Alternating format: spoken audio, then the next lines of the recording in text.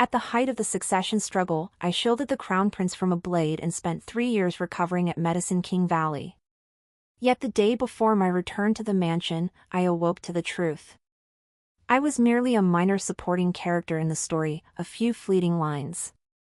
The crown prince's true heroine was the time-traveling maid from his household. The son I bore at the cost of my life would claim her as his mother, even developing an illicit affection for her. My crown prince husband would eagerly marry her after my death, composing a tale of profound devotion and affection. In my past life, facing that maid, I exhausted every means yet still couldn't overcome the heroine's aura. Ultimately, my son turned against me, the crown prince grew weary of me, and I died prematurely within 2 years. My maternal clan suffered too, neglected after the crown prince ascended the throne. Reborn into this life, I find myself back at this moment of awakening. This time, I live only for myself, no husband, no son. Yet this time, the crown prince glared at me, eyes flushed with fury. Pointing at the youth in the side courtyard who bore his striking resemblance, he demanded, "Who is he?" Main text, Crown Princess, we have arrived. The carriage curtain lifted. Blinking through the haze, I took the hand of my maid, Lin Xiang, and stepped down. The crown prince's servants lined up outside to greet us. My son, Xiao Zhe, was there too. 8 years old now, he stood as tall as my chest. Dressed in a pale purple brocade robe, he wore crudely embroidered sachets at his waist, a jarring mismatch to his attire.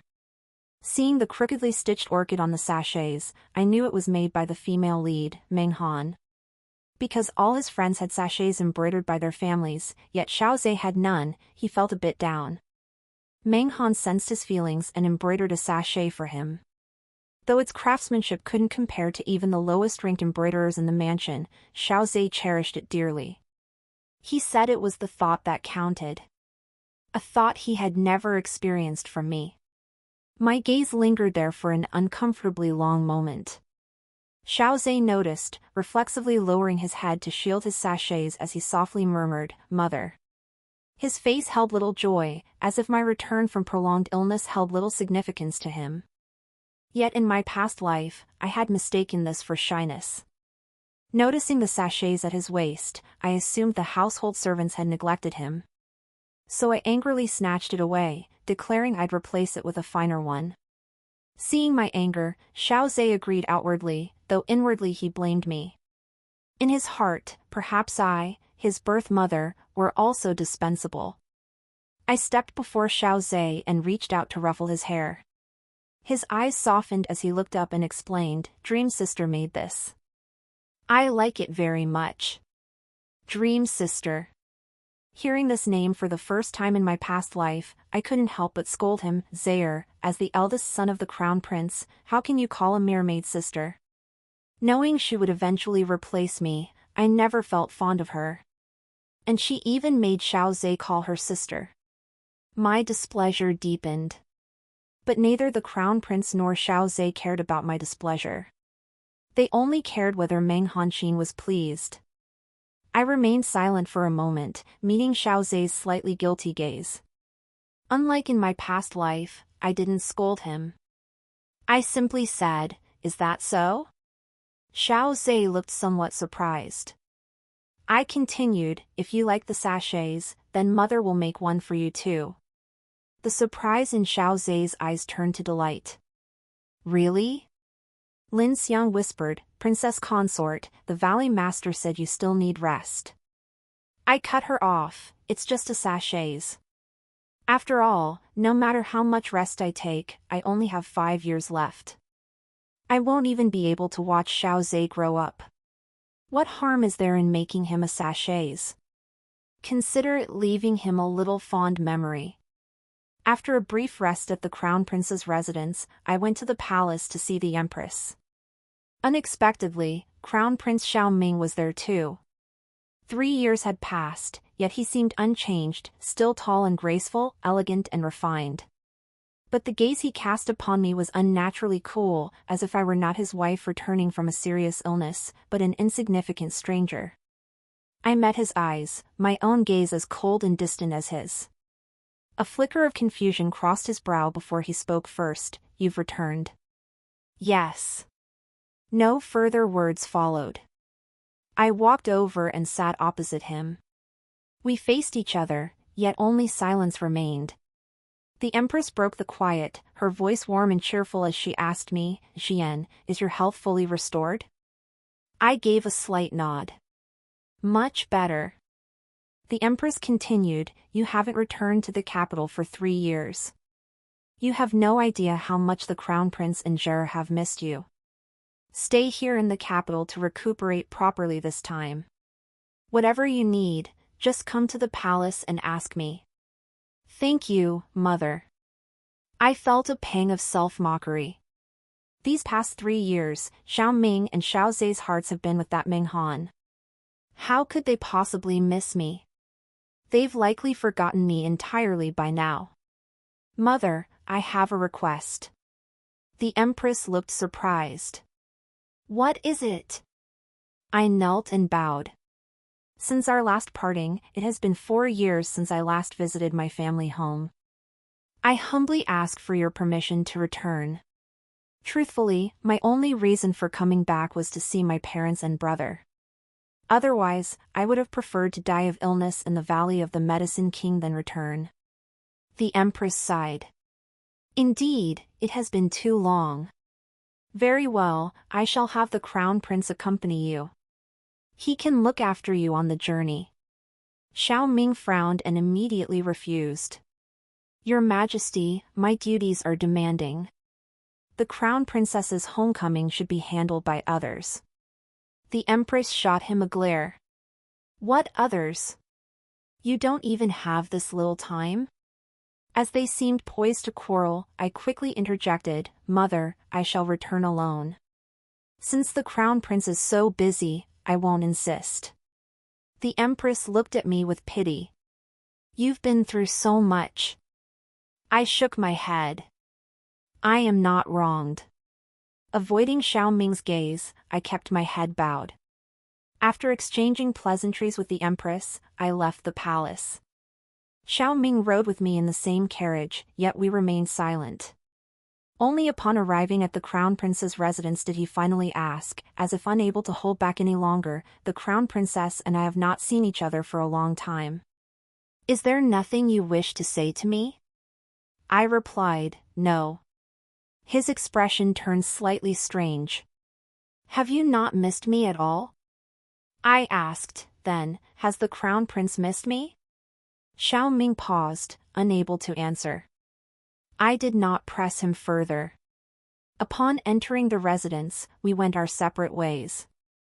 That evening, someone from Xiao Ming's entourage relayed a message. The Crown Prince would not be coming tonight, he would be staying in his study. I replied, very well. Lin Xiang comforted me, His Highness must be terribly busy. When he finds time, he will surely come. In the lamplight, Lin Xiang's eyes were red. She had grown up alongside me, staying by my side during my countless life-threatening illnesses. She understood my suffering and pain better than anyone. Yet there were things she couldn't grasp. She couldn't understand why the Crown Prince and Crown Princess, once as harmonious as zither and lutes, had suddenly grown as distant as strangers. She couldn't understand why I, who had always longed to return to the capital, always hoped for recovery, always yearned to see my husband and son, had suddenly given up all hope. Truthfully, it all boiled down to this: I had come to terms with it. For their sake, I struggled desperately, clinging to life. Only to discover my husband and son secretly wished for my early demise. If I didn't die, how could I make room for the ones they truly cherished? The lamp wick dripped softly. I recalled my past life, the day I caught Xiao Ming embracing Meng Han in a kiss. Her lips were swollen from his kiss, her eyes misty with desire, yet she pushed him away, half reluctant, half inviting. Don't kiss me. If you want to kiss, go kiss your Crown Princess. Jealous? Xiao Ming pinched her chin, his eyes brimming with affection. When he mentioned me, his tone was as light as a cloud. You're not like Guan Jian. She's the Crown Prince's consort, married to me at 13. I only feel a little guilt toward her. Her health is poor. The imperial physician says she won't live past 5 years. When she passes, I'll marry you. He never took Meng Han as a concubine, waiting only for the day he could marry her legitimately. I dared not imagine whether the man sharing my bed each night was counting down my remaining days. Counting the day I would finally breathe my last? The blade I took for him was poisoned, piercing my lungs and torments me relentlessly for 3 long years.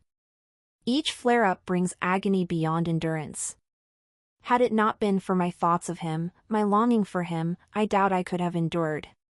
Suddenly, I coughed up a mouthful of blood.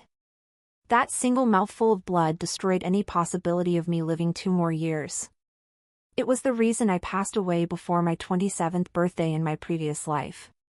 This lifetime, I refused to repeat that fate. After retiring early, I returned to the steward's quarters with Ling Xiang the next morning. It happened to be my father and elder brother's day off, so our family reunited in joyful harmony. They looked me over, remarked that I'd grown thin, and asked how I'd spent these 3 years in the Valley of the Medicine King. I picked out some light-hearted stories to share, omitting the numerous times I'd been on the brink of death. A smile touched my father's face. That's good. Sending you to the Valley of the Medicine King was indeed the right decision. 3 years ago, when I was struck down, I had 1 foot firmly in the grave. The imperial physicians were helpless. It was my brother and father who journeyed thousands of miles to seek out the Valley Master of Medicine King Valley to treat me. He was a slightly eccentric little old man who never set foot outside the valley. Thus, with the Emperor's gracious permission, I was sent there to begin a long journey of detoxification. Over those 3 years, I exchanged letters with my family, but sharing only the good news and not the troubles could never compare to seeing them in person. After dinner, Mother and I conversed in my chamber. I asked her, "Mother, do you think the Crown Prince and I might have a chance to divorce?" Mother startled, "Why bring this up now? Has the Crown Prince treated you poorly?" I didn't know how to explain, and mumbled, "I feel like he has someone else in his heart." Mother sighed in relief. The Crown Prince is the future ruler. Having concubines is commonplace. As long as none of them surpasses you in status, it's best to turn a blind eye. Your health is fragile. Giving birth to Zai cost you half your life. The imperial line must be sustained. Sooner or later, he'll take concubines and consorts. It's not that I oppose him taking concubines. It's just I no longer have feelings for him. Mother paused, then understood my meaning. Frowning, she hesitated. Your marriage to the Crown Prince was decreed by His Majesty. Unless you commit a grave offense and he divorces you, then. Jian, don't do anything foolish. Mother clutched my hand tightly. I patted it reassuringly and sighed, "Mother, rest assured. I represent not only myself but also the household steward. I won't do anything foolish. Though I cannot divorce him, I have other means to leave the Crown Prince's residence. Mother, teach me embroidery." I changed the subject. Mother asked curiously, "Why learn that?" I said, "To make a sachet for Zhe." By the time we returned to the Crown Prince's residence, the sachet was complete. The lustrous satin was embroidered with winter plum blossoms, looking exquisitely delicate. I fastened it around Xiao Zai's waist. His eyes sparkled as he said, "Thank you, Mother." Lin Xiang smiled and remarked, "Your Highness doesn't know, the Crown Princess stayed up all night learning this for you." She pricked her fingers 10 times by lamplight. Xiao Zai froze, only then noticing the wounds on my fingertips. A flicker of guilt crossed his eyes. "I've troubled Mother." I replied, "Just remember Mother's kindness." After giving him some pastries, I saw him off. A few days later, when he came to pay his respects, I noticed he now wore only 1 sachet at his waist. I asked, "What about the one from Sister Meng?" Xiao Zai looked somewhat embarrassed. "I took it off." My classmates said the two sachets, one delicate, one coarse, didn't match when hung together, so I removed one. Oh. I was somewhat surprised. In my past life, he had treasured the sachet made by Menghan so dearly, even going so far as to blame me for it. Yet in this life, he had taken it off of his own accord. I sipped my tea in silence. After a moment's hesitation, Xiaozhe added, Sister Ming's birthday is coming up soon. I'd like to prepare a gift for her. What gift do you intend to give? I inquired. I wish to present her with a jade pendant, Xiaozhe replied, as a token of gratitude for the sachets. I nodded and instructed Lin Xiang, bring out that rosewood box from the cabinet. Lin Xiang gasped, Princess consort. When I tell you to go, you go. At my insistence, Lin Xiang reluctantly retrieved the box. Opening it revealed a translucent, warm jade pendant, exquisitely carved with intricate patterns. Xiaozhe's eyes widened instantly. I said, it's yours. Lin Xiang couldn't help but protest, Princess consort, this was the birthday gift His Highness the Crown Prince gave you. Are you truly going to pass it on to that person? She wanted to call her a slut. These past days, she'd learned that the sister Meng Xiaozhe spoke of was actually the Crown Prince's personal attendant. I said lightly, it's just a jade pendant. Once, I had treasured this pendant dearly.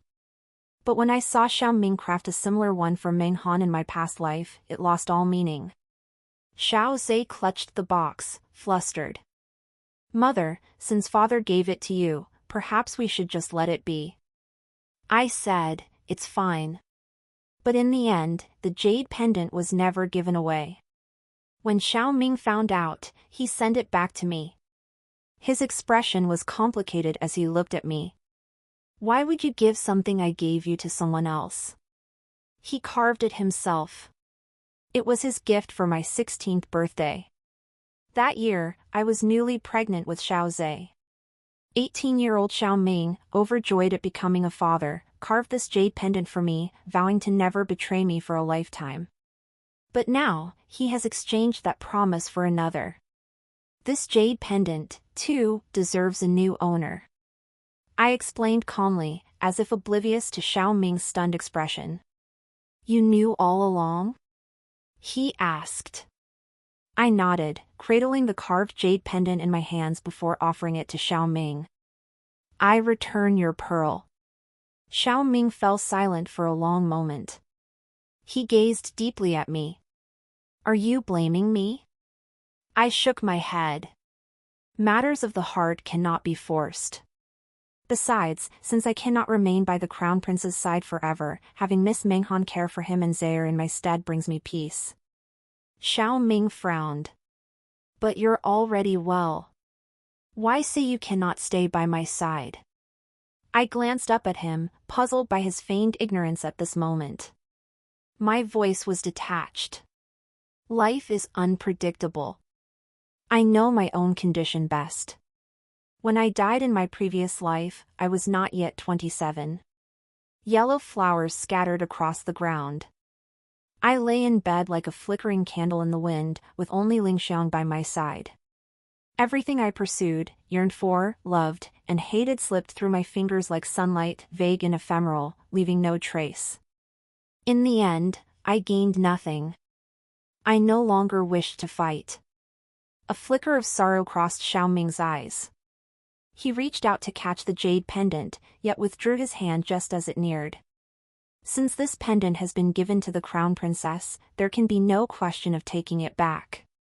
It would be, before Xiao Ming could finish, the jade pendant in my hand clattered to the floor, shattering into 2 pieces.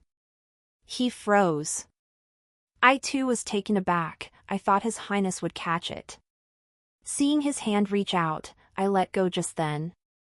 Little did I know he'd suddenly changed his mind, and the jade pendant fell straight to the floor.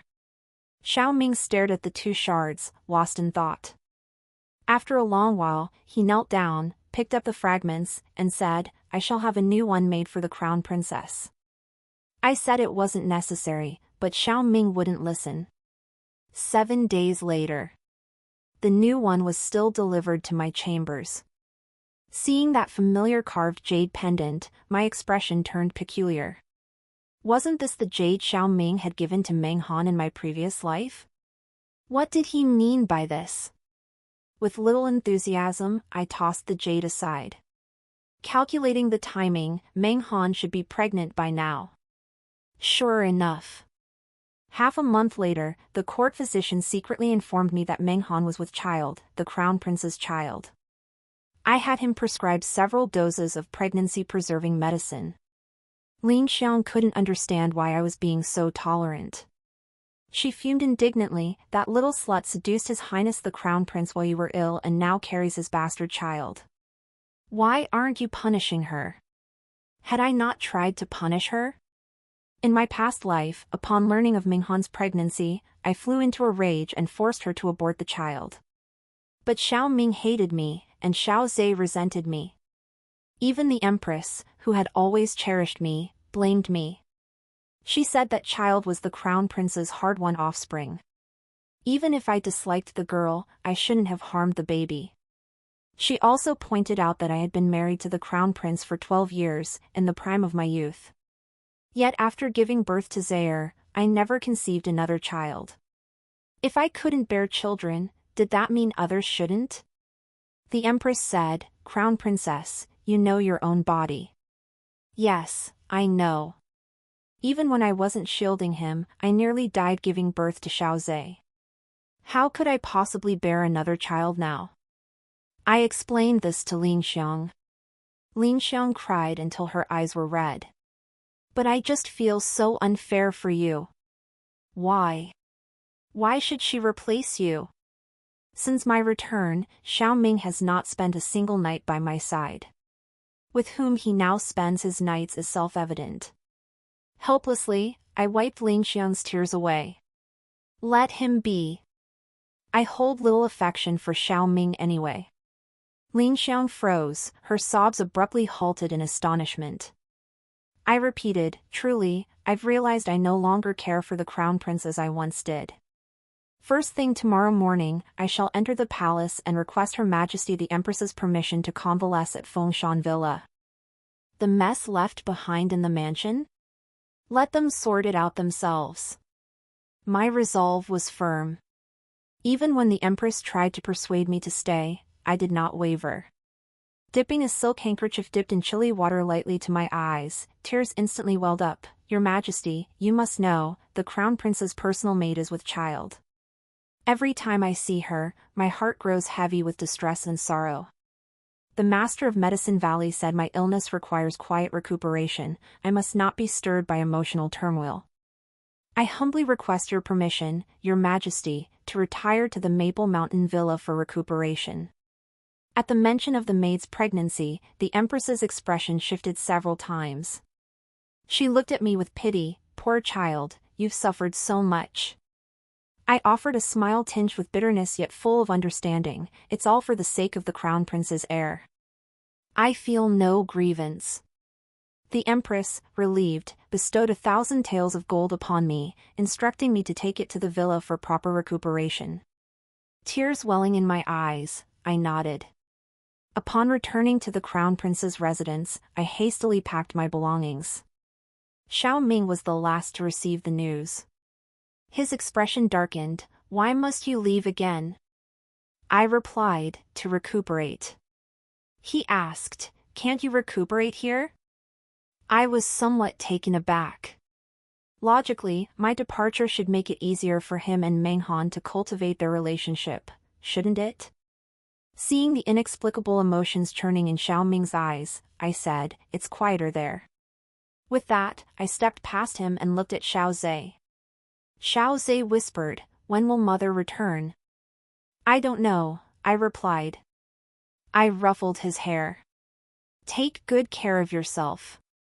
The carriage waited outside the estate. Besides the imperial physician, I took only Ling Xiang and a few trusted servants with me.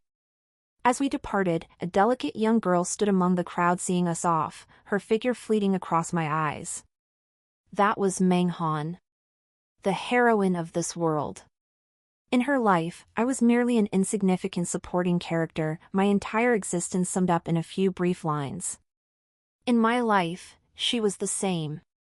Thus, I settled down at Fengshan. This place was secluded and serene, with beautiful scenery. Below the winding mountain paths flowed a clear, wide river. It was autumn, and the mountains were ablaze with crimson maple leaves. Here, free from rules and the need to read others' expressions, I lived in utter contentment. The imperial physician said my recovery was excellent. Hearing this, Linxiang's face shifted from initial worry to complete relief. She no longer mentioned the crown prince's residence, yet news from the mansion still reached her through the servants sent to town for supplies. Meng Han was pregnant. For the child's sake, she must be formally recognized soon. Thus, Xiao Ming took her as a concubine, unlike in my previous life, where he waited until after my death to marry her in grand ceremony as crown princess. Rumors about her swirled throughout the capital. The noble ladies looked down upon her background and naturally did not invite her to banquets. Though she was now the sole woman in the crown prince's inner quarters, her status had changed, and she was far less fortunate than in my previous life.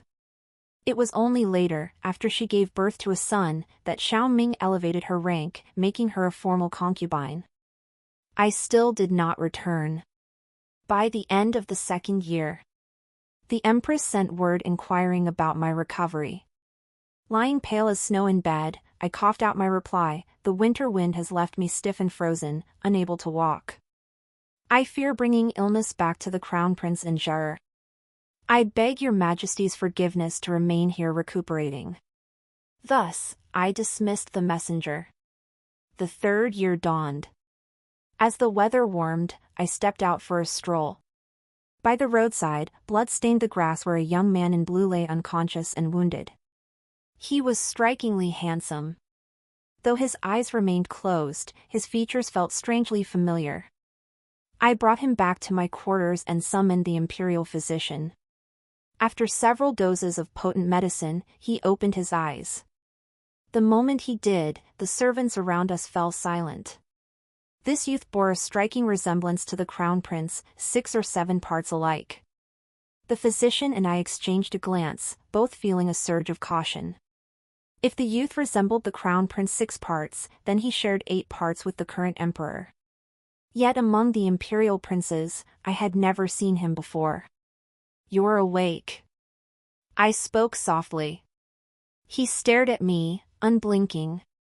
"You saved me," he said. I nodded and naturally inquired about his identity. The youth paused briefly before replying, "Call me Ji. I'm an assassin, nameless and faceless. Ji is my code name." With that, he glanced at the sword at his waist. Those around us gasped, covering their mouths in shock. Linxiang whispered anxiously to me, "Princess consort, this man is far too dangerous. Should we send him away?" I examined his wounds, then glanced at his pale, icy face. "Is someone chasing you?" The youth lifted his eyes, shook his head, and replied coldly, "Those who sought to kill me. I've dealt with them." I exhaled softly. "In that case, stay here and recover first." The youth asked, "Are you not afraid of attracting trouble, madam?" I replied, "I am afraid, but I've already saved him. Might as well see it through." I turned and went out, summoning a servant to send word to my elder brother, instructing him to thoroughly investigate this youth's true identity. Such a striking resemblance to His Majesty, I couldn't believe it was mere coincidence. Several days later, Aji could move about freely. Through the servants, he also learned of my identity, the crown prince's consort, who had come from the capital to convalesce here. To repay my life-saving kindness, he took up the role of my guard. He patrolled the surroundings daily, scaling walls and roofs with stealth, his movements leaving no trace. Though taciturn, his martial prowess was formidable, instilling an inexplicable sense of security. I asked him, "Aji, do you wish to find your birth parents?" Aji glanced at me and replied indifferently, "I searched. Didn't find them. Forgot about it long ago." Is that so? My mind drifted to the letter my brother had sent this morning, and I felt an inexplicable tension. If he truly had the birthmark on his lower back as my brother described, then he might be. I felt a bit troubled. How could I see his lower back? I couldn't just order him to take off his clothes, could I? Perhaps I should find a guard to check while he bathes. I composed myself and pondered the plan. But for days on end, no one saw Aji bathing. The guards reported he always went out at midnight to wash by the river. He was alert and sharp, even if someone tried to follow, Aji would detect them. I consulted the court physician again, asking if he'd noticed any birthmarks during treatment. The physician replied that Aji's injury was on his thigh, his lower back remained hidden. No choice. I'd have to create an opportunity myself. Ajay, I said, bringing him a bowl of soup. This is Lin Xiong's new recipe. Try it. Ajay looked at me strangely. No need. But I insisted on handing it to him, then feigned a slip, spilling the sweet soup all over him.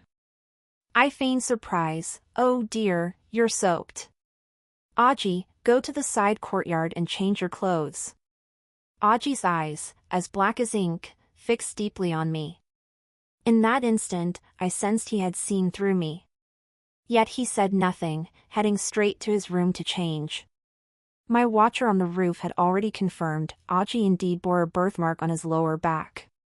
The age and physical traits matched perfectly. Aji's true identity was becoming painfully obvious. I prepared to write a letter to inform my elder brother. Unexpectedly, an uninvited guest arrived at the side courtyard. Aji was right beside me at that moment. Our gazes met, completely by accident. Me. Aji. Xiao Ming? In that instant, the courtyard fell into an eerie silence. Xiao Ming's previously composed expression shifted instantly. His eyes reddened as he fixed them on Aji, grinding his teeth as he spat out, "Who is he?" Aji remained silent, his gaze coldly fixed on Xiao Ming. Xiao Ming took a deep breath, stepped forward, and shifted his gaze to me, who stood frozen in shock. Pointing at the youth who bore a striking resemblance to him, he repeated, "Who is he?" To an outsider, this scene might have looked like he'd come to catch someone in the act. I snapped out of it, frowning. "He's a guard here. Crown Prince, why are you here? Shouldn't he be at the Crown Prince's residence right now? What was he doing here?" Xiao Ming's chest heaved as he suppressed his rage, forcing a smile that didn't reach his eyes. "Had I not come, I'd never have known you kept a look-alike hidden away in the courtyard. Guan Jian, you have some nerve." A look-alike? I barely felt anything for him to begin with, why would I need a substitute?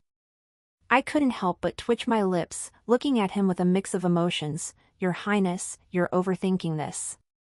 "Humph. Whether it's me overthinking or you harboring guilt, you know the truth." Xiao Ming roared hoarsely, his eyes blazing crimson. Never had he lost his composure like this. With a cold sneer, he ordered his men to seize Aji. I couldn't bear it any longer and stepped in front of Aji. "He truly is the guard I saved. Every servant in this courtyard can vouch for me, don't make unreasonable accusations." Xiao Ming's eyes widened. "You dare call me unreasonable?" He stared at me in disbelief, a hint of jealousy flickering in his gaze. "Mother sent me to escort you home. I rushed here without pause. Yet you. I'll kill him. Guards!" In an instant, guards swarmed the courtyard. Aji drew the long sword at his waist. Caught between them, my head pounded. "Crown Prince. Can you calm down?" Seeing he wouldn't believe me, stubbornly intent on killing Aji, I had no choice but to reveal his true identity. "He is your brother, Crown Prince. Stop these wild notions." The revelation struck like a thunderclap, stunning everyone. "What did you say?" Aji's voice trembled. "It's true. I recounted the information my brother and I had uncovered these past days. Aji was the 9th prince, exiled from the palace years ago, Xiao Ming's younger brother. His Majesty had been searching for him all this time, yet with no word for so many years, everyone assumed he had passed away. Had it not been for that uncanny resemblance, I too would have struggled to make the connection. Xiao Ming composed himself, studying Aji's face. His expression grew complex. Could it be? You really are. Whether I am or not, we'll know once we meet His Majesty. I glanced at Aji with a touch of shame. I'm sorry for keeping this from you. I wasn't certain before, so. Aji shook his head. You saved my life and uncovered my origins. I should be thanking you. No need for apologies. He turned and walked away. The truth of his heritage clearly unsettled him too. Xiao Ming stared at me unblinkingly, a sigh of relief escaping him. So it was all a misunderstanding. Earlier, a sudden surge of jealousy had clouded his judgment, making him want to drag the adulterer out and feed him to the dogs. But he'd forgotten, given Guan Jian's feelings for him, how could she possibly seek comfort elsewhere? Xiao Ming curved his lips into a tender smile for me. Jian, I've come to take you home. Hearing this, my feelings grew complex. After 2 years at Fengshan, I understood it was time to leave. If the Empress had merely sent someone to inquire, I could have found an excuse to send them away. But Xiao Ming had come personally to escort me, and had coincidentally witnessed me with Aji. He already harbored misunderstandings. If I refused now, I feared no amount of explanation could clear my name. Very well, I could only say. A look of delight spread across his face. Yet I felt only regret. Such a beautiful place, I doubt I'd ever have the chance to return. That evening, I declined Xiao Ming's request to share my bed, citing illness. A hint of disappointment flitted across his features as he said, I only wished to keep you company. In the candlelight, those eyes seemed to hold a hint of genuine emotion. But I had no time to discern truth from falsehood, nor did I wish to. From the moment he fell for Meng Han, our bond had reached its end. Were it not for the constraints of my position as Crown Prince's consort, I wouldn't even want to see him. Please forgive me, Your Highness, I refused firmly. Xiao Ming stiffened for a moment, gave me a heavy look, and finally left for another room. Lying in bed, perhaps affected by my restless thoughts, I tossed and turned, unable to sleep. In the dead of night, a shadow was cast outside the window. Just as I was about to call for someone, I recognized it was Aji. He too had been unable to sleep, his high ponytail swaying in the breeze. Seeing me open the window, he paused, murmuring, I'm sorry to disturb you. Why aren't you sleeping? I asked. I've been thinking, Aji replied. I guess he was troubled by his origins. So I offered a reassuring word, the current emperor is benevolent and magnanimous. You needn't be too anxious. Aji glanced at me and nodded. Then he seemed to recall something, you spilled soup on me just to see the birthmark on my body, right? He knew after all. Otherwise, with his martial arts skills, dodging it wouldn't have been difficult. I gave an embarrassed hum in acknowledgement. Aji said, next time, no beating around the bush. If you want me to do something, just say so directly. I stared at him blankly.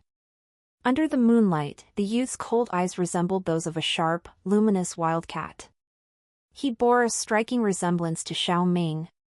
Yet the feeling he gave was entirely different. The next day, palace attendants arrived and took Aji away.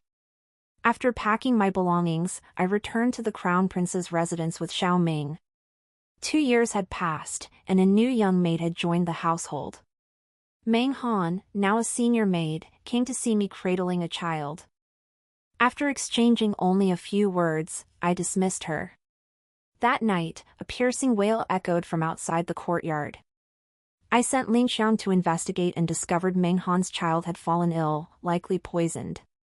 Standing by the pond, she wailed over and over, "Inger was perfectly fine this afternoon." After drinking the goat's milk the crown princess bestowed this evening, she began vomiting uncontrollably. "My Inger, if anything happens to you, what will your mother do?" Her sobs came in gasps, and servants from the mansion gathered around, whispering among themselves. Xiao Ming embraced her, gazing tenderly at the infant in her arms. "Rest assured, Minger. I will see justice done." I was at a loss for words. Meng Han sobbed, "I know the crown princess dislikes me, but the child is innocent. Inger is only 1 year old, he understands nothing." Seeing her still twisting the truth, I stepped forward and declared loudly, "You came to me this afternoon, saying the child needed nutritional supplements. That's why I had goat's milk sent over. This milk came from goats purchased by the household, it never passed through my hands. To use this to frame me is utterly absurd." Meng Han stopped crying, her reddened eyes widening in fury. "What do you mean, crown princess? Am I supposed to have harmed my own child? I never said you harmed your child. Stop playing dumb." I stared at her coldly. In my past life, her schemes were just as clumsy. Yet whether it was Xiao Ming or Xiao Zhe, both blamed me first because I had disliked her. I couldn't defend myself against the protagonist's aura, ending up ruined. This life, I've decided to let her go. Why won't she let me go? A metallic sweetness surged in my throat as I suddenly coughed up blood. Ling Xiang gasped, "Princess consort." Chaos erupted as everyone scrambled. Xiao Ming pushed Meng Han aside and rushed toward me. "Jian!" I collapsed into his arms, a sharp pain piercing my chest. This body I'd nurtured for 3 years seemed to be failing fast. In my daze, I saw Xiao Zhe. He gripped my hand, his voice trembling with panic. "Mother! Mother, don't leave us." I opened my mouth to speak, but only blood poured out. Ling Xiang pointed angrily at Meng Han, "It's all your fault. Our crown princess never did such a thing. Why slander her? Her health was nearly restored at Fengshan Mountain. If not for you, how could she have been enraged to the point of coughing up blood?" Meng Han froze, shaking her head frantically. "It wasn't me." She was already near death. "Shut up." Xiao Ming snapped at her, scooping me into his arms and carrying me into the room. Meng Han watched his retreating figure, then collapsed weakly to her knees. This was supposed to be her show, but now everyone was rushing to tend to me. The imperial physician rushed in and worked until midnight before I slowly regained consciousness. Xiao Ming had been keeping vigil by my bedside for who knew how long. "Jian." I spoke slowly. "Meng Liangdi's child. I trust you." Xiao Ming clasped my hand tightly, as if holding a long-lost treasure. "I will get to the bottom of this matter and clear your name." With his promise, I drifted into a deep sleep. The next day, Xiao Ming summoned all the milkmaids, yet none would confess to poisoning the milk. In the end, it was a Ji who uncovered the true culprit. After reclaiming his ancestral lineage, he had changed his name to Xiao Ji. Dressed in purple robes, he radiated extraordinary nobility. Passing by yesterday, I saw him lurking outside the estate, seemingly disposing of medicinal residue. I kept a close eye on him. A Ji handed over the remaining residue. After examination by the imperial physician, it was confirmed to be the same poison that had affected Meng Liangdi's child. Xiao Ming looked at the culprit at his feet, his pupils suddenly contracting. "It was you." The poisoner was none other than one of Xiao Ming's own guards. Xiao Ming flew into a rage. He dared not imagine that a guard he trusted could commit such an act. Under severe torture, the guard confessed the truth. It turned out he had long harbored feelings for Meng Han. Seeing Meng Han neglected after my return, he conspired with her to use the child to bring me down. He later regretted it, but it was too late. He could only wait until the mansion searches eased before disposing of the poison residue. Xiao Ming executed him in fury, then permanently confined Meng Han to her quarters, entrusting the child to the Empress's care. I thought he might show mercy to Meng Han, but this time he did not. Still, it was what he should have done. Under the eaves, after Xiao Ji handed over the murderer, he prepared to leave. I stood nearby, watching him. He seemed to sense my gaze and looked over at me. I stepped forward a few paces to thank him for his help. Xiao Ji paused, then turned his head away. No need to thank me. I just happened to catch the killer. Is that so? I was skeptical. Xiao Ji lifted his eyes to meet mine, offering no further explanation. You saved me back then. I have no way to repay you. Though I stayed at Fengshan for only 2 months, it remains a memory I will never forget. I froze for a moment. Xiao Ji took a step back and turned to take his leave. After that, we rarely met. Only occasionally did our paths cross at palace banquets. By the 21st year of Xian Yuan, I could no longer attend even the banquets. My illness returned with full force. Lying weak in bed, I called out faintly, Ling Xiang, go. Fetch the crown prince. There was one last thing I needed to do. Late autumn osmanthus blossoms drifted on the wind to my window. Xiao Ming arrived. He likely hadn't anticipated my illness being so severe, his hand trembled as he held mine. I curved my lips into a faint smile and whispered, Your Highness, do you recall the day I married you? Xiao Ming paused, as if plunged into distant memories. That year I married him, he was 15, I 13. A finely crafted bridal sedan chair carried me away, arriving at the royal mansion at dusk. Back then, he wasn't yet crown prince. He was merely a youth. On our wedding night, we slept fully clothed, doing nothing. Yet his hand trembled nervously as he held mine. I still remember clearly that our true consummation came on the day of my coming-of-age ceremony. He vowed to love and protect me for the rest of his life. And when the struggle for the throne raged fiercest, I stood before him without hesitation. I never imagined Xiao Ming would fall in love with another while I was recovering from my wounds. 9 years of marital devotion, shared day and night, proved no match for 3 short years. I was disillusioned and no longer wished to dwell on the past. But what if, after I left, Ming Han's protagonist aura took effect again? I needed to make final preparations.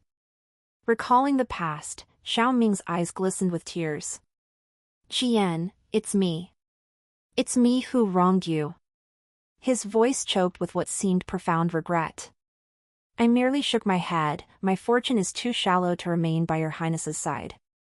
I only ask that, considering these years of my quiet devotion, you treat Zhe well, and Ling Xiang, who has followed me since childhood. If they suffer, my spirit in the afterlife will find no peace. Ling Xiang has been with me since childhood, our bond needs no elaboration. As for Xiao Zhe, though I resent his coldness toward me in a past life, in this one, he hasn't reached that point yet. He remains my son. I promise you, Xiao Ming murmured, as if to comfort himself. You will recover. I won't let you die. He tried desperately to keep me, but life and death are not his to decide. Swallowing the blood in my mouth, I spoke slowly, one last thing. Prince, please grant Meng Han death. After much deliberation, only death could free me from future burdens. Otherwise, given the enmity between us, should she regain power, she would surely target those close to me. I would not allow it. Xiao Ming showed no hesitation, agreed. I promise everything. Rest well. Before his words ended, blood gushed from my mouth, uncontrollable. It splattered and splatters, staining his hands. Xiao Zhe and Lin Xiang rushed over. I looked at them one last time. As I closed my eyes, all I heard was sobbing. After death, the soul returns to the underworld. But my spirit lingered here, witnessing everything that unfolded after my death. Xiao Zhe and Lin Xiang wept uncontrollably, even Xiao Ming shed tears. Following my final request, Xiao Ming executed Meng Han. Kneeling at his feet, Meng Han clutched his robe, begging, "No, Xiao Ming. You once said you loved me. You said I was different from everyone else. Have you forgotten?" Xiao Ming stared at her coldly, as if the woman before him were not the one he had once adored. That same gaze, I had seen it countless times in my past life. A guard stepped forward, holding a cup of poisoned wine. "Consort Liang, it is time." Meng Han struggled desperately, but Xiao Ming personally clamped her jaw and forced the poison down her throat. Her eyes filled with despair as she stared at the man before her. A wail of anguish escaped her lips, followed by a torrent of blood. Slowly, amidst her struggles, her breath ceased. Xiao Zhe grew day by day. Still at his waist hung the sachets I had embroidered for him, the only thing I left behind. Sometimes, he would whisper to the sachets that he missed me. Beside him, I could not help but sigh. Time flowed swiftly, and soon it was the 27th year of the Xianyuan era. The emperor abdicated, and Xiao Ming ascended the throne. He selected many women resembling me to enter the palace, searching for traces of me in them. Everyone said the emperor cherished me deeply. But looking at those substitutes, I could only find it laughable. Xiao Ming was merely indulging himself. As the white moonlight spoken of by palace attendants and consorts, some envied me, some resented me, while others believed I had merely died at the peak of Xiao Ming's affection. Perhaps. I'm already dead, why should I care what they say? But in my next life, I don't want to meet Xiao Ming again. I only wish to live a healthy, happy, and peaceful life. And Aji. Back at the Maple Mountain Villa, Aji, alone and unaccompanied.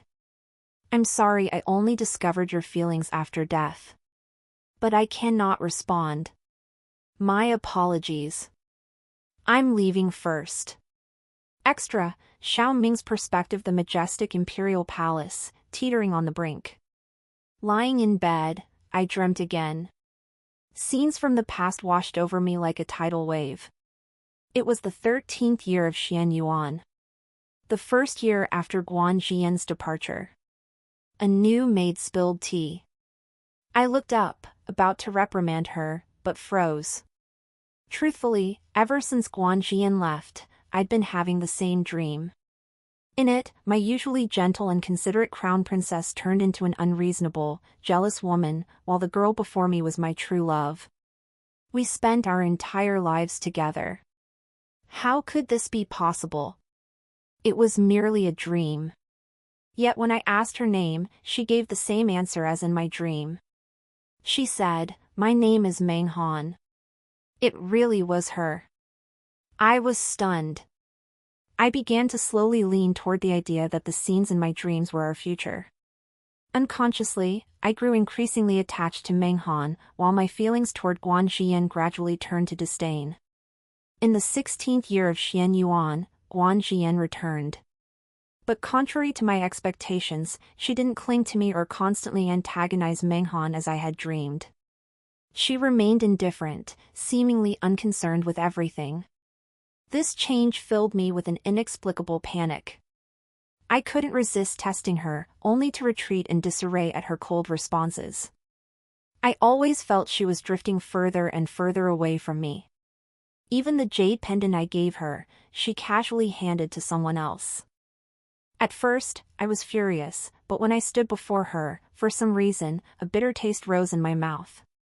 I asked, "Why?" She replied that she had known all along that my heart had changed. "I return your pearl," she said, cradling the jade. My hands trembled. I didn't want her to give it back. Even though I already had Meng Han, every move Guan Jian made still tugged at my heart. I carried the broken jade back to my room, yet no matter how I tried to mend it, it could never be whole again. Just like our love. Guan Jian was right, I was the one who changed first. I distanced myself from her, even despised her, because of a dream. I was the one who wronged her. I wanted to make amends, but Guan Xian had moved to the Maple Mountain villa. It seemed she no longer wished to see me. I felt both irritated and heartbroken. It was like sulking. The first year, I endured without seeking her out. The second year, I began to probe around the Empress. The third year, I still couldn't resist going myself. But she was with another man. Jealousy clouded my mind. I wanted to execute that man on the spot. Especially when I saw his face resembled mine. I immediately thought, could Guan Xian have given up on me completely, so she found a substitute? Why not me? If she agreed, I'd reconcile with her immediately. Later, I discovered it was all a misunderstanding, and I breathed a sigh of relief. I dared not imagine what would happen if Guan Xian fell for someone else. Absolutely not. She was mine, and I wouldn't let her go. I brought her back to the mansion. But she wasn't happy at all and wouldn't let me near her. When Meng Han falsely accused her, I watched Guan Xian, expecting her to plead with me. Instead, I witnessed Guan Xian coughing up blood. Her health deteriorated rapidly, and she often fell unconscious. 2 years later, she could no longer even stand. When her maid summoned me, I thought she'd finally forgiven me and wished to see me. Little did I know it would be the last time I'd ever see her. She asked me if I remembered her wedding day. How could I forget? Back then, she was petite, delicate, and gentle, like a fragrant, graceful jasmine. Now, however, she lay deeply entrenched in bedding, like frost about to vanish. She died in the 17th year of our marriage. Yen. I stretched out my aged hand, grasping futilely at the void. I thought, if there is a next life, I wish to meet Guan Xian again. Regardless of whether she becomes jealous and suspicious, regardless of whether she remains frail and sickly. I wish to ride out to meet her once more, to take her hand. And never let go. Extra, G's perspective. My code name is G. From the moment I can remember, I lived with my master in the 1000 Machinery Pavilion. We were assassins, killers who knew no emotion. Yet when my master was betrayed by a comrade, I left the 1000 Machinery Pavilion to seek vengeance. The pavilion master sent men to hunt me down. At my lowest point, I collapsed at the foot of Maple Mountain. When I awoke, a pale, ethereal woman stood before me.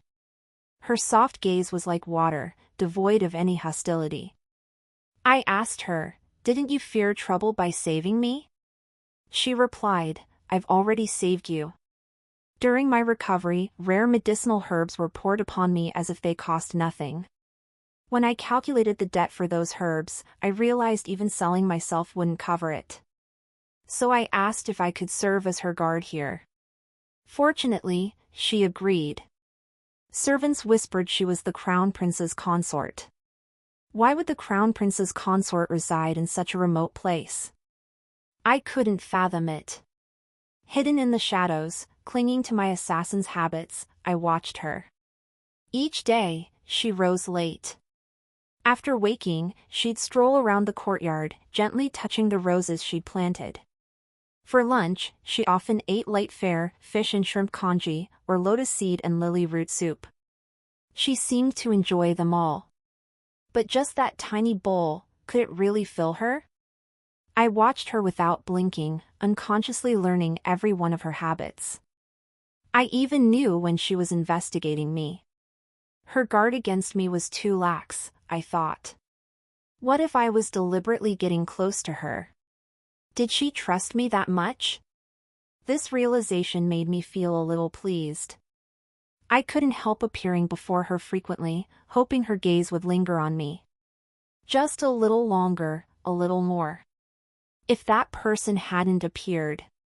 Xiao Ming, the current crown prince, her husband.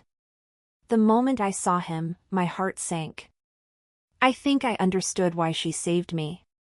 Two strikingly similar faces unraveled the mystery of my origins. We had to part ways. I became Xiao Ji, and she returned to Xiao Ming. But she wasn't happy. The crown prince's concubine falsely accused her of poisoning the child. Rumors spread that she had a heart of venom. Though no evidence existed, the mud was still slung at her. I refused to believe she would poison anyone. After investigation, I finally uncovered the true culprit. I personally brought the person to the crown prince's residence and saw her again. She seemed even more haggard. I sent her many medicinal herbs. To avoid suspicion, I had them delivered through others, passing through many hands. Yet none of this could save her life. 2 years later, she died. The moment I heard the news, a deafening roar filled my ears. When I regained my senses, blood spurted from my mouth, staining my robe crimson. I rushed toward the crown prince's residence without a second thought, only to be stopped by guards the instant I stepped outside. "My lord, you must not. Going like this will only tarnish the crown princess's reputation. Outsiders will assume." My steps froze stiffly. So, I didn't even have the right to see her one last time. In the end, I could only return to Fengshan. Back to that secluded courtyard. Her voice, her face, her laughter, they seemed to linger here. But that was long ago. The story ends here. Thank you all for your company. See you in the next chapter.